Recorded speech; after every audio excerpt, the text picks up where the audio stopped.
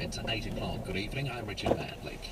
The family of Arthur Allen Thomas has accepted an apology from the newly appointed Police Commissioner Mike Bush, but wants it to deliver it personally. Mr Bush sparked controversy last year when he said the officer who planted evidence leading to Mr Thomas's wrong conviction for the 1970 crew murders had integrity beyond reproach. Today, after being appointed the new Commissioner of Police, he said sorry to Mr Thomas on Radio Live. His brother Des Thomas has welcomed the apology, but says he should go one step further. I'm willing to give Mike Bush the benefit of the doubt to come clean, and obviously people make mistakes, but I would like him to personally apologise to Arthur because, I mean, at the end of the day, he's the one that was hurt most by that. Mike Bush made the comments delivering a eulogy at policeman Bruce Hutton's funeral. The week's politics coming up this half. We'll speak to Jessica Williams, Radio Live's political editor. Now, in fact, we'll continue to talk about the top cop. The role of New Zealand's top cop, the police commissioner, is one of New Zealand's biggest and toughest jobs. Some would say the most important job. Controversy is never far away from the people who take on the role as they balance the challenges of running a workforce of 10,000 people, the demands of the government of the day and expectations of the public that the force is there to keep them safe. The appointment of former big cop Mike Bush to the role has raised a few eyebrows. Sociologist at Canterbury University, Jared Gilbert's with me now. Jared, good morning. Good morning, mate. Of course, the appointment of Mike Bush has been clouded by the comments he made about Bruce Hutton at his funeral. Mike Bush has apologised. Does that put the matter to rest? Look, I think potentially the comments that he made speaks to a larger issue within the police, and it is a significant matter, and I think it was at best a serious oversight, him saying it, an error of judgment. But look, just quickly, I don't think that should overcloud necessarily this appointment. Mike Bush has done some tremendous work within the police, and the New Zealand Police Force should be rightly very proud of him. So, but nevertheless, you can't overlook this. Isn't it a shame that the focus is on these comments he made at Bruce Hutton's funeral? So he's worked his way up through the force, so he's likely to be infused with whatever culture is embedded by the police force. Yeah, look, this is right, and I think within the police there remains a deeply held view that Arthur Allen Thomas is guilty. And when this type of blue vision exists within the police, when we have this sort of blinkered thinking on any views that run contrary to that are ignored, and only views that support it are upheld. So just within the police, which is quite an insular organisation at times, you can just get these very deeply held beliefs, and you can lose perspective when you start to think like this through this blue vision. And unfortunately, that's what he had, and he made these unfortunate statements. You can't condone the planting of evidence, regardless of what you think about the case, and that was a terrible error of judgment.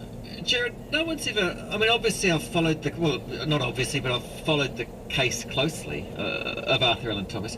No one's ever told me that there's an attitude within the police that he is guilty. Do you know that anecdotally, or you've done academic research, or what do you know about that? Look, I think it's certainly an older, I mean, the case itself really is an older generation than perhaps even ours, Marcus. But nevertheless, it's one that's continued to fascinate the public. And there is certainly a well-known, anecdotal admittedly, but well-known attitude within those older ranks of the police that there's a strong belief that Arthur Allen Thomas is guilty. Remembering that's exactly how his prosecution came about in the first place, because the police believed that very, very strongly. And among those rank-and-file police, that hasn't diminished. Now, so that almost sounds like institutional denial, doesn't it? Oh, and this is what it is. And I use this term blue vision. I think you can explain exactly how this comes about. And in many ways, it's very understandable, but in instances, it's also incredibly regrettable.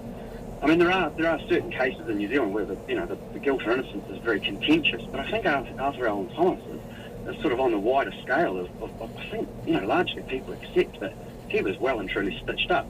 And certainly, there is no contention at all that Bruce Hutton planted a bullet to a shell case to convict him.